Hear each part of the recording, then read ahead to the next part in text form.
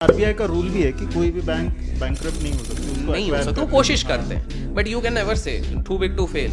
बाहर Lehman Brothers को भी माना जाता कभी फेल नहीं हो सकती थी, वो हो गई। तो यहाँ पर क्या पहले मोरेटोरियम लगा दिया कि भैया 50,000 से ज्यादा आप डिपॉजिट्स विड्रॉ नहीं कर सकते एक बार में, एक महीने में। फिर उसके बाद एसबीआई और एलआईसी को बोल के इस चीज को बचाया गया, प्राइवेट सेक्टर बैंक को। तो येस बैंक में मेन प्रॉब्लम था कॉर्पोरेट गवर्नेंस का, बुक्स कोक्ड अप थे, और लोग अगर देख लेते ये लोन किसको दे रहे हैं तो ये प्रॉब्लम सॉल्व हो सकती। जिसको भी मित्रों, ये फ्रेंड्स वाले मित्र हैज डिफरेंट डेफिनेशंस। तो ये वाली चीज, किसी भी देश की कोई भी बैंक अगर पूरी तरीके से गिर रहे हो, लोग लाइन पे अगर पैसा निकालने के लिए भागने लगते हैं तो उसको बैंक रन बोलते हैं। बैंक्स कमाती कैसे हैं? फॉर एग्जांपल, बैंक का रेट ऑफ इंटरेस्ट आपको अगर फिक्स डिपॉजिट पे 6% मिल रहा है, वो सामने वाले को लोन 12% पे देगी, तो 12 माइनस 6% वो उनकी कमाई होती है। अब जस्ट इमेजिन कर लो कि ये अगर 100 लोग 6% के लिए आपको दिए, उसी को आप लोन पे 100 लोग 200 लोगों को दे चुके, ये सोच के कि आगे और बढ़ेंगे। अब 100 में से 80 लोग अगर पैसे निकाल दिए, कहाँ से दोगे?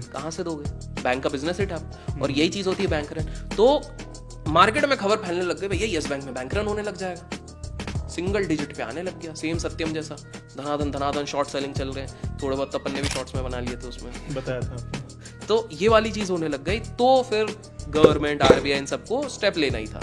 क्योंकि एक चीज याद रखिए, कोई भी सरकार नहीं चाहेगी हमारे सरकार के अंडर कोई भी बड़ी बैंक कोलैप्स हो जाए, क्योंकि वो अगर हो गई पब्लिक सेंटिमेंट खराब, अगला इलेक्शन जीत ही नहीं सकता। राणा जी एक ट्वीट मारते हैं ठीक 1 साल पहले, मेरे कंपनी के shares are like diamonds to me, और ये ऐसे डायमंड्स हैं जिनको मैं जीवन में कभी नहीं बेचूंगा। ये डायमंड्स मैं अपने बच्चों को दूंगा, बच्चों को छोड़ो, बच्चों के बच्चों को भी दूंगा, और बच्चे के बच्चों को भी दूंगा, पुश्तैनियों तक ये चलते रहेंगे। और ठीक 9 महीने बाद 140 करोड़ के अपने सारे शेयर बेच के निकल गए। क्या होगा डायमंड्स का? डायमंड्स तो डस्ट हो गए। बहुत सारी चीजें तो राणा जी छुपा रहे हैं पब्लिक से। फॉर एग्जाम्पल, इनके बैलेंस शीट में बता ही नहीं रहे कितने लोगों को लोन दिया गया है, कितने एनपीएस हो रहे हैं, अपने इसमें बुक्स कुकड अप चल रहे हैं। मतलब सिर्फ अच्छी चीजें दिखाई जा रही हैं प्रमोटर द्वारा, वो एवरग्रीनिंग और एवरग्रीन। तो अब आरबीआई का दिमाग खराब। आरबीआई ने बोला 2019 के बाद अनाउंसमेंट हो गया, सीईओ नहीं रखेंगे, दूसरा सीईओ। अब पब्लिक के पास दया दाल में कुछ तो काला है, स्टॉक गिरना शुरू होता है। अब लोगों को समझ में आने लगे। न्यू ईयर पार्टी में हम जैसे गरीबों एक दूसरे को बुलाते हैं, ये बुला रहे हैं। एक राज करके मूवी बहुत चली थी, उनके लीड एक्टर एक्ट्रेस काफी ज्यादा चल रहे हैं। जो वो एक्ट्रेस थी, उनके एक पॉलिटिशियन के साथ ताल्लुक थे, ऐसा सुनने में आता है, डेट करती थी, जो उनसे ज्यादा नहीं 30 साल बड़े थे, बस 30 मॉडर्न हो गए, मॉडर्न थे। और एक महाराष्ट्र के भी पॉलिटिशियन का नाम था, मैं नाम किसी का नहीं लूंगा, आप गेस कर लो। तो ये सब उनके पार्टी में आए थे। तब ब्रोकर्स लोगों का दिमाग खराब होता है, ये गलत कर रहा है। अब वो केपीपी का थोड़ा दिखाना चाहता था, यार देखो यार इतना कर लिया, पता तो चले। हाँ, मतलब पैसा कमा लिया, पता तो चले। अब इतने लाख कमा रहे हैं तो एक स्क्रीनशॉट तो डालना बनेगा ना। बिल्कुल। तो भैया ने वो स्क्रीनशॉट डाल दिया, लेकिन स्क्रीनशॉट डालने का प्रॉब्लम कैसा होता है आपको तो पता ही है। तो भैया हो गया उधर प्रॉब्लम, और उस चक्कर में लोगों का दिमाग खराब होता, तो वो लोग भी पीछे पड़ गए थे। और आपको मैं बताता हूं कि ये जो यशवंत सिन्हा के बजट के टाइम पे जो शॉर्ट सेल हुआ था, वो अलग लेवल का शॉर्ट सेल हुआ था। आप जानना चाहोगे किस तरह से ऑपरेटर? लोगों को लगता है ऑपरेटर को कोई फंसा नहीं सकता, ऑपरेटर को फंसा सकता है। लोहे को कौन काटता है? लोहा। ऑपरेटर को कौन काटेगा? उससे बड़ा ऑपरेटर। केपी को पता नहीं था कि उससे बड़े ऑपरेटर, जो इंटरेस्टिंगली आपको बता दूं आज के समय के टॉप वैल्यू इन्वेस्टर्स हैं। अच्छा, लॉन्ग टर्म इन्वेस्टर्स। मैं हिंट दे देता हूँ, ऑडियंस कमेंट्स में गेस करेगी, नाम नहीं बताऊंगा। तो एक जैसे आरकेडी हो गए, जिनके उनका एक कोई वेंचर है जिसमें आप मैगी लेने जाते हो और कुछ सामान वामान है ना, नॉर्मल हरे कलर, हाँ ठीक है, रेट्स काफी अच्छे हैं, सस्ता मिल जाता है। अब थोड़े वापस नॉर्मल कर दिए, ठीक है, इन्फ्लेशन। तो उनके शिष्य आरजे, जो शायद अब नहीं है। हाँ।